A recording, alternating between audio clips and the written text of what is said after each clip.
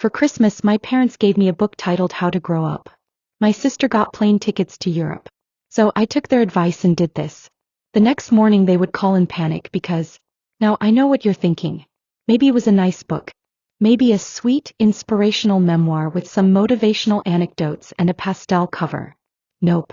It was a paperback with a cartoon drawing of a woman in her 30s clinging to a juice box and a glitter wand while bills flutter around her head. The subtitle? Stop Being a Toddler in a Grown-Up Body. Charming. It's the kind of book that gets handed out at mandatory HR trainings. The kind that's usually accompanied by a wink and a, "This reminded me of you." Except in this case my parents weren't winking. My mom was already halfway through telling my sister about the other copy she bought for a coworker who still uses smiley faces in work emails.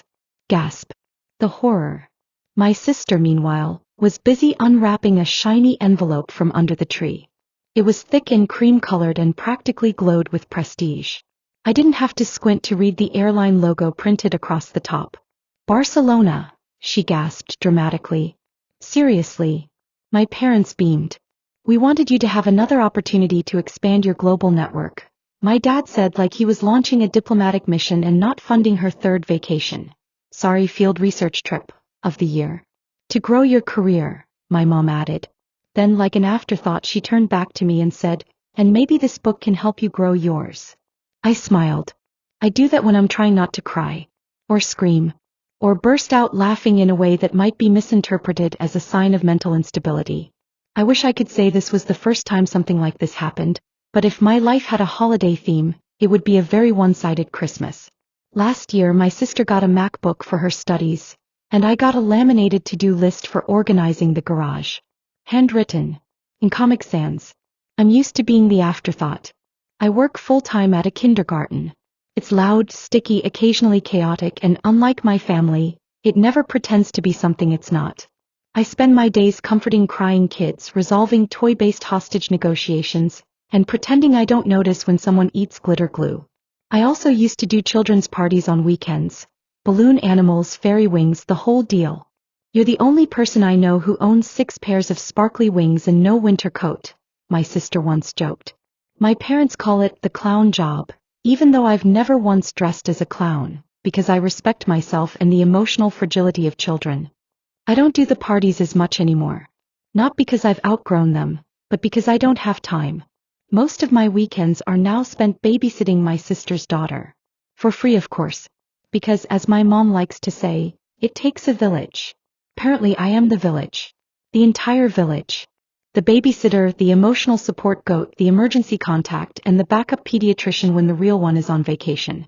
So when they handed me that book, with its smug cartoon woman and her tiny tantrum, I didn't say anything. I didn't cry. I didn't flip the coffee table or dramatically storm out like I might have fantasized about on particularly bad Mondays. I just smiled. And then I took a sip of the lukewarm cocoa I'd made for everyone and wondered how I could be 31 years old and still feel like a 10-year-old in my own family. After the gifts, dinner happened. It was one of those potluck-style meals where my contributions were homemade and heartfelt, and my sister brought store-bought cranberry sauce that still got more praise than my rosemary roasted potatoes. At one point my dad actually said, "Wow, Amelia, this cranberry sauce is delicious. Did you make it yourself?" She blinked. "No, I literally opened a can." He laughed like she just told the joke of the year. "You've always been the practical one." I nearly choked on my potatoes. Later I offered to help clean up, of course, and my mom handed me a trash bag and said, "You've always been good at this stuff. That's what I admire about you. You're not too proud to do the little jobs." I wanted to ask what they thought my job was. If taking care of 25 preschoolers and keeping them from biting, gluing, or beating each other with toy dinosaurs wasn't real enough, then what was? But I didn't. Because this was Christmas. And because I knew the answer. They didn't see me as grown. They saw me as dependable, cheerful, silly. The helper. The extra set of hands. I wasn't ambitious. I wasn't important. I was nice. And nice people in this family got assigned cleanup duty. That night, I lay awake staring at the ceiling of my tiny rented room above a nail salon. I could still hear the giggle of my niece from earlier, when I'd made her a reindeer puppet out of paper plates and red pom-poms. Her laughter echoed louder in my chest than anything my parents had said all day. That's when it hit me. They gave me a book on growing up like it was some clever little jab. But maybe, just maybe, they were right. Not in the way they thought. Not in a get a real job kind of way. Not in a stop acting like a child kind of way. But in a start acting like an adult who deserves respect kind of way. So I got up, brushed the glitter off my floor, sat down at my desk, and I started drafting a message. Just a simple one. Kind, polite, firm. No passive aggression, no sarcasm. Just clear boundaries. I let my sister know I'd be stepping back from regular babysitting starting in the new year. I was happy to be an aunt. But I couldn't continue giving up every weekend, especially not when it meant sacrificing my time, energy, and sanity. I also informed her, gently, that I would no longer be contributing to her travel fund or tuition. I had my own future to plan for. I wished her well. Told her I believed in her dreams. Then I sent a second message to my parents, thanking them for the book, letting them know it had really made me think. I didn't say anything about how it made me feel. I didn't need to, because the next morning their calls started, and I let them go to voicemail. Because I had work. Because I had kids who actually saw me. Because I had a life. And because for the first time in a long time I was finally growing up, on my own terms. I didn't expect a standing ovation or anything. But I also didn't expect 6 missed calls, 2 voicemails, and a group text from my mom that said, "We're just very surprised. This feels out of character. Please reconsider for the sake of the family." Out of character? You know what else was out of character? Giving your child a passive-aggressive self-help book as a Christmas gift and expecting her to keep washing your dishes and raising your other child like a live-in nanny with glitter allergies. But sure, I was the problem now. I didn't answer. Not that day. Not the next either. I figured they could sit with it. They were big on natural consequences when I was a kid. Seemed fair to let them experience one. The irony is, if you asked my parents, or even my sister, they'd probably tell you I had a perfect childhood. Stable home. No screaming. Good schools. No tragedy to pin anything on. What they never noticed was that some of the deepest bruises don't leave visible marks. They just get passed off as jokes or parenting styles, and buried under years of subtle neglect. When I was 7, I told my parents I wanted to be a fairy when I grew up. Not a princess. Not a ballerina. Fairy. I had a whole speech prepared. I believed it with my whole heart. My dad laughed so hard he dropped his fork. "Maybe aim for something with dental insurance," he said, and my mom said, "She'll change her mind." They always do. I never did. The fairy dream became early childhood education. The sparkly wings became puppet shows and story time and messy art projects that made kids light up like Christmas trees. But to them it was all the same, a phase. An adorable detour on the way to something more respectable. My sister, Amelia, always knew what she wanted. Success. Glossy success. Structured, spreadsheet-worthy, internationally certified success. She had a LinkedIn page at 16. Took debate teams so seriously she practiced arguing with herself in the mirror. She won awards for writing essays on topics she didn't care about. She was good at performance, just not the kind with puppets and crayons. When she said she wanted to study international relations, my parents clapped like someone had just announced she'd cured polio. "She's going to change the world," they'd say, dramatically. She got grants, internships, scholarships. And when those ran dry, she got me. At first it was small, helping cover her student visa fees. "Just until my next check clears," she said. Then it was textbooks. Then it was her trip to Berlin for a networking symposium that looked suspiciously like a yoga retreat with tapas. Then childcare. That one was a little more permanent. She had her baby, Elodie, 2 years ago. I was thrilled. I love that little human like she's my own. But loving her doesn't mean I agreed to parent her while her actual parents were jetting off to build career connections in Lisbon. It started slowly. Just for an hour while I run errands. Just this Saturday so we can go out. Just for the weekend. We haven't had a trip in forever. And somehow, just became always. I missed birthday parties for kids at work so I could stay home with Elodie. I canceled dates. I stopped taking party gigs because my weekends weren't mine anymore. Once I mentioned maybe starting up again. My mom said, "Oh honey, that's not a real business. That's like playing dress up." She said it while I was holding her grandchild, who was literally wearing a sparkly tutu and calling me fairy auntie. The irony was lost on her. But the worst part? I let it happen. I let it all happen. Because I thought that's what being good meant. Being good meant helping. Being needed. Being useful. Even if it meant being invisible. That's what I'd been trained to be since I was little. When Amelia got an A, they framed her report card. When I won a storytelling contest at school dressed as a dinosaur, they told me not to show off. When Amelia said she wanted to work in diplomacy, they cleared out the guest room and turned it into a study. When I said I wanted to work with children, they asked if I'd at least consider getting a backup degree. They didn't see me. They saw my job title and cringed. They saw my glitter and thought it meant I hadn't grown up. But I've wiped more noses, handled more meltdowns, and mediated more toddler feuds than most CEOs deal with in a boardroom. I just do it in sneakers and paint-splattered aprons instead of suits. I didn't grow up to be a fairy. I grew up to be someone who makes kids feel safe. Who notices when they're quietly sad. Who turns scraps into dragons and hugs into confidence. But that didn't fit their definition of success. So when they said grow up, what they really meant was be more like her. More like Amelia. And I almost believed them. I almost believed that being cheerful made me childish. That loving kids made me silly. That being helpful made me lesser. Until this year. Until the book. Until I realized that growing up wasn't about being less of myself. It was about being more of myself, just with boundaries. So I started making space. That week after Christmas I didn't babysit. I didn't offer. I didn't even hint. I politely declined the quick errand Amelia needed to run, and when she reminded me that they had a dinner thing Friday night I said, I hope it's amazing. Maybe next time. She didn't reply. I also stopped sending money. Nothing dramatic. I just stopped. I didn't mention it. I didn't explain.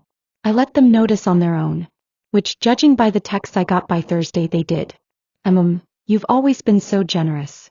It's a little hurtful that you're choosing now to pull away. Dad, we're worried about you.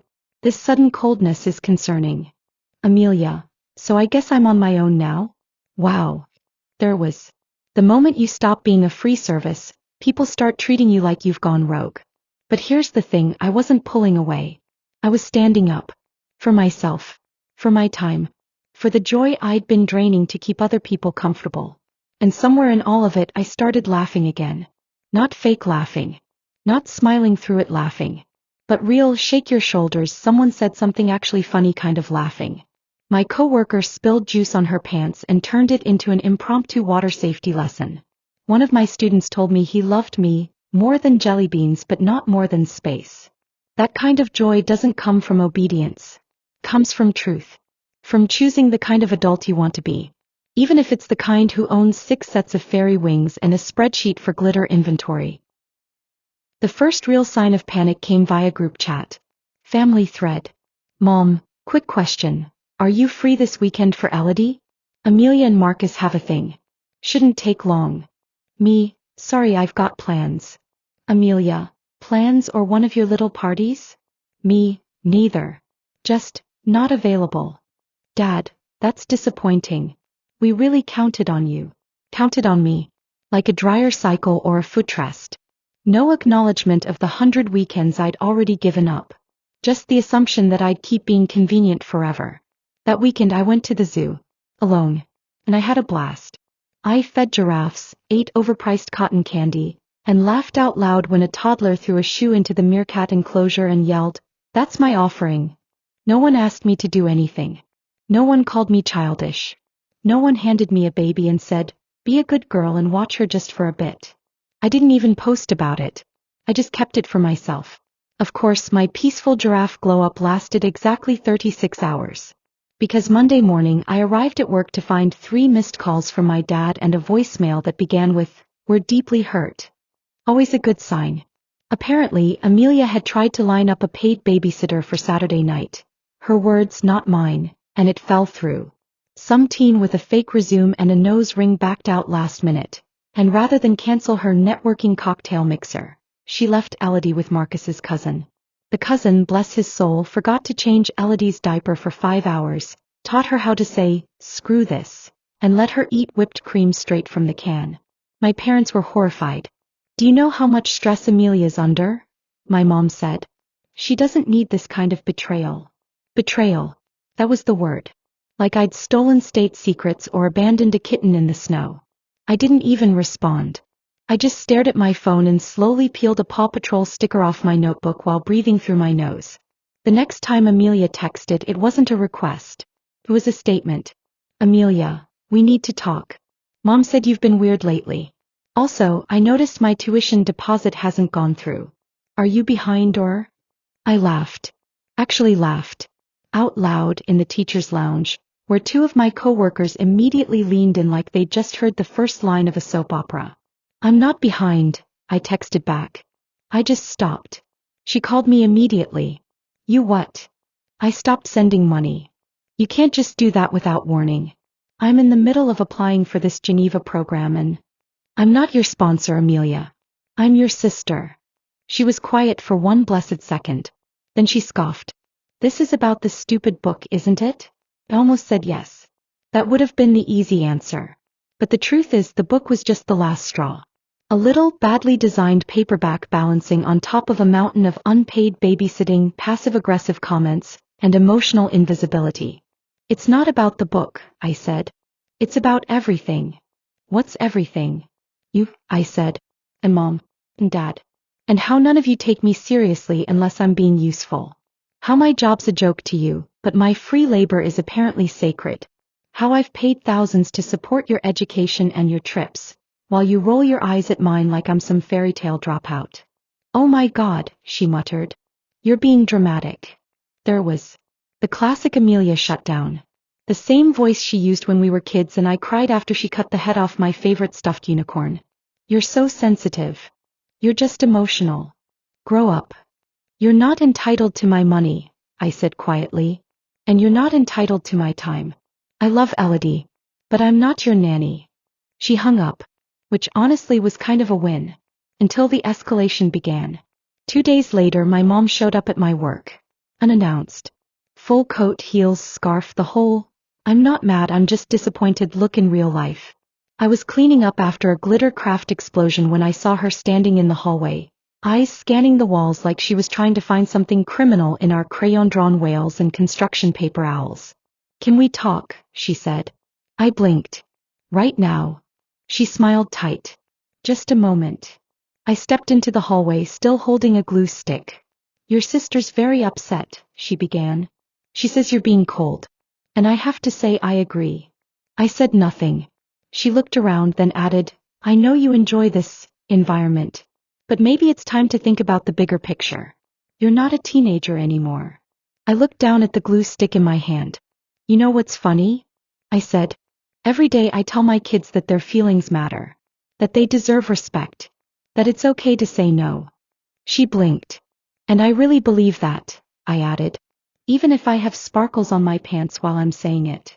She stared at me like I'd just recited Shakespeare in ancient Greek. I'm not being cold, I said. I'm being clear. That's what growing up means. Setting limits. Protecting your peace. Choosing how you want to live. And abandoning your family? No, I said. Just stepping out of unpaid servitude. She opened her mouth but I walked back into my classroom. Because snack time was sacred and my kids didn't judge me for not buying plane tickets to Europe. The next few weeks were quiet. Tense. Weirdly quiet. No requests. No invites. Just silence. Until the party. Elodie's birthday. I didn't get an invitation. What I got was a Facebook post. Elodie in a bouncy castle holding a cake twice her size, while Amelia and Marcus posed next to her in coordinated pastels. The caption read, Some families are born. Others show up. I wasn't tagged. Neither was anyone from my side of the family. I sat with that for a while. Like really sat with it. On the couch. In silence. Eating popcorn I didn't even want. Then I got up. And I booked a small venue. Then I pulled out my boxes of costumes and decorations and puppets.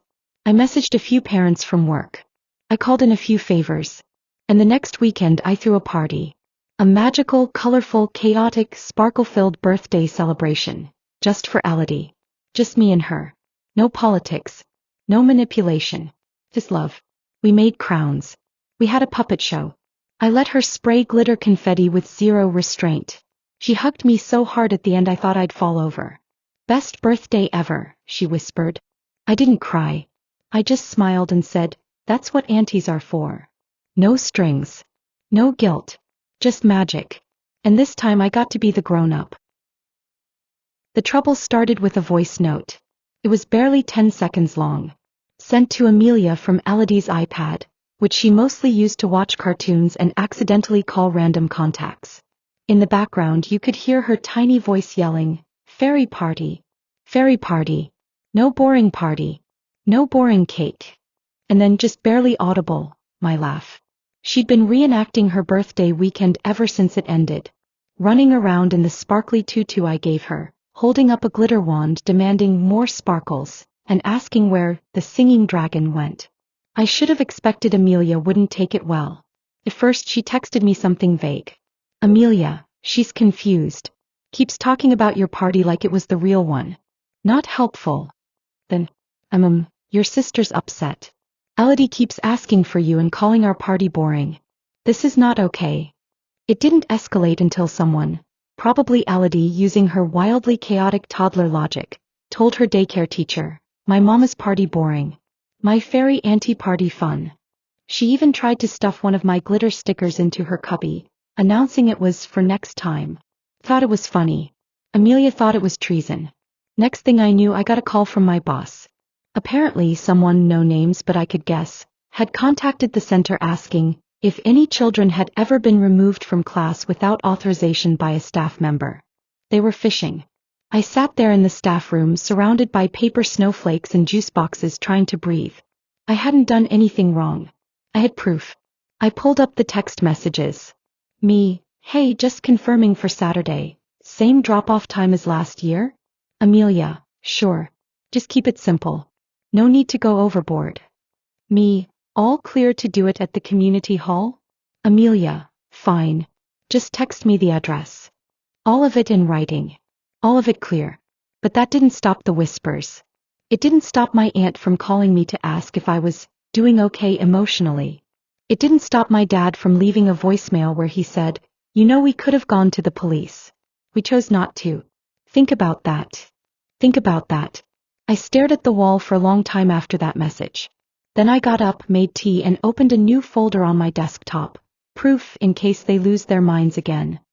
Inside, the full text thread. The party rental receipt. The RSVP Amelia had texted the night before with, we'll drop her off around 11. Thanks again. Then I wrote the email. Hi Amelia. Since I'm now hearing from others that you're suggesting I took Elodie without permission, I've attached a full record of your written consent. If this continues, or if my workplace receives another false inquiry, I'll be consulting legal counsel. I love Elodie, but I will not tolerate being slandered for hosting a party you approved. Beth, me. She didn't respond. But my mom did. This is family, not court. You're being cold again. Please come talk it through. Told. Not falsely accused or defamed. Just cold. They always made my pain a temperature issue. If I stayed calm, I was icy. If I showed emotion, I was too sensitive. There was no correct setting for me to exist in. Meanwhile, Elodie kept asking for me. Her daycare teacher texted me. She tried to call you on a playphone today. Said she was going to invite you to her party part 2. Thought you'd want to know. I smiled. Then cried. But I didn't reach out. Not even when Amelia posted a photo of Elodie playing in the backyard with the caption, home is where the real family is. Not even when my parents posted a joint message on Facebook about misguided family members who think children are toys to be won. I said nothing, because I didn't need to fight lies with more noise. I had the truth, and apparently I had backup. A week later my uncle called. The good one. The only one who once brought me cake on a random Tuesday and said, you matter more than they let on, you know. I saw your mom's post, he said. Everyone's talking. It's ridiculous. I sighed. I didn't do anything wrong. I know, he said. We all know. Apparently my grandma had called Amelia to ask what the problem was. Amelia hung up. My cousin messaged me privately. I saw the party photos. Elodie looked so happy. You're amazing with her. And then without fanfare, without warning, I got a DM from one of Amelia's friends. Someone I'd only met once. Hey, I know it's not my place, but I just wanted to say, the way they've been talking about you, It's not okay. If you ever need someone to back you up, I'm here. It was a small message, but it felt enormous. I wasn't crazy. I wasn't the villain. I was just the first one to say no. That weekend I booked 3 new party clients. Parents who'd seen photos from the fairy party and wanted something similar. One of them said, "We've had the usual bounce house and clown. But this feels like actual joy." And maybe that was the difference. Amelia's party had been Pinterest perfect. Coordinated balloons. Expensive cake. Hired photographers. Mine had been messy. Handmade. Loud. Glorious. And real. The next Monday I received a letter in the mail. Amelia's handwriting. Inside a short note. I overreacted. I was scared. I didn't like that Elodie was so happy without me. He did nothing wrong. I'm sorry. I understand if you want distance. But if you ever want to see her again, I hope you'll let me know. I folded the note. I didn't forgive her right away. That takes time. But I did reply. I love Elodie. I'm always happy to see her. But I won't be part of a family system that turns love into control. For rebuilding anything, it has to start with truth. She never replied to that. But 3 weeks later she sent a video of Elodie dancing in the tutu I gave her. She was twirling, glitter flying everywhere. At the end of the clip, Elodie stopped spinning, waved at the camera and said, "I love my fairy auntie." I didn't cry. I smiled. Because I didn't have to defend myself anymore. They tried to ruin my name. And I built something stronger instead. It's been 3 years. Elodie's 5 now. Talkative, wildly imaginative, and currently convinced she's part unicorn. I see her regularly. Her parents don't exactly love it, but they allow it, because she adores me and even they know what we have is real. And frankly, they need the break. Amelia finished her degree eventually, but it wasn't easy. Without my financial help, she had to cut back on travel, decline some unpaid career-boosting programs and take out a hefty loan. She struggled at first, juggling school, a toddler and no more free weekends. But she got through it. Stumbled, adapted and in her own way, grew up too. She works now. It's not glamorous, not international and certainly not what she once boasted about at holiday dinners. But it's hers. She's doing okay. Just not on a pedestal anymore. My parents? We keep distant contact. A few obligatory messages. They still don't get it. They think I overreacted. But they also never offered a real apology. Just silence followed by occasional guilt-flavored texts like, "Your sister's doing her best. We all miss how things used to be." But here's the thing, I don't. My life now. It is mine. I run a small business doing creative workshops for kids.